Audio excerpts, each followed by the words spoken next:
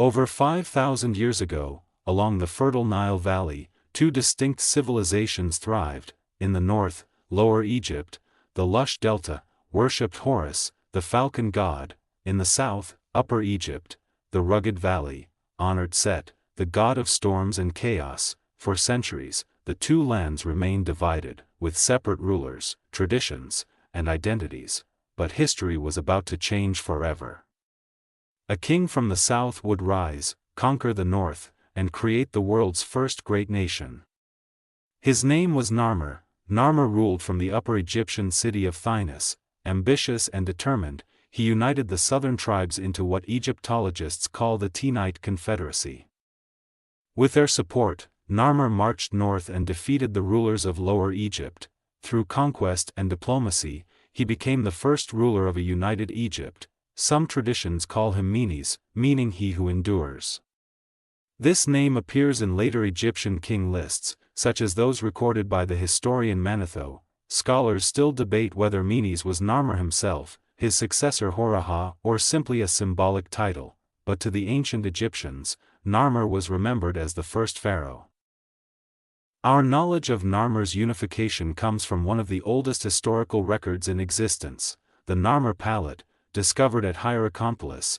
It is a 2-foot engraved slate filled with powerful imagery. On one side, Narmer wears the white crown of Upper Egypt, towering over an enemy, his arm raised in the traditional smiting pose. Above him, Horus the falcon god stands over papyrus stalks, symbols of Lower Egypt, with a captive bound in his talons. This shows Narmer's victory over the Delta. On the reverse, Narmer now wears the red crown of Lower Egypt. He inspects rows of bound, decapitated enemies.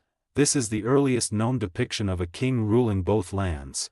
At the bottom, Narmer is shown as a mighty bull, smashing city walls and trampling his enemies. In the center, two fantastical beasts, serpopards with long intertwined necks, symbolize the union of Upper and Lower Egypt. The message is clear: Narmer was chosen by the gods to rule both crowns. Another artifact, the Narmer Macehead, provides further detail. It shows Narmer enthroned, wearing the red crown, receiving tribute from his subjects. Records on the Macehead list enormous spoils: 400,000 cattle, 1.4 million goats, and 120,000 captives. These numbers, whether symbolic or literal, emphasize the wealth and power of his reign. Some scholars also believe the Macehead depicts a royal wedding, possibly Narmer's marriage to a Lower Egyptian princess named Nethotep. This union was both personal and political, securing his hold over the Delta. Narmer was more than just a conqueror. He laid the foundation of Egypt's first dynasty and established the idea of a centralized state. Tradition credits him with founding Memphis, at the mouth of the Delta. Its location allowed him to balance the needs of both Upper and Lower Egypt, and it became Egypt's capital for centuries. Symbols of Egyptian culture, such as the Ankh, symbol of life, and the Djed, representing stability, were already being used under his reign. Evidence suggests Narmer's power extended beyond Egypt's borders. His influence also reached Nubia to the south, where he secured gold, ivory, and other valuable resources.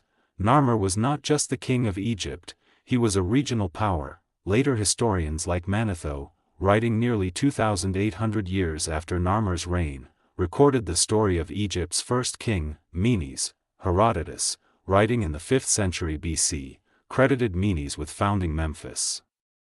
But whether Menes was truly Narmer, or Horaha, remains debated. The name Menes does not appear in contemporary inscriptions until the New Kingdom. Instead, Narmer's own name, written as a catfish, Anar, and a chisel, Mer, appears on some of the earliest royal inscriptions.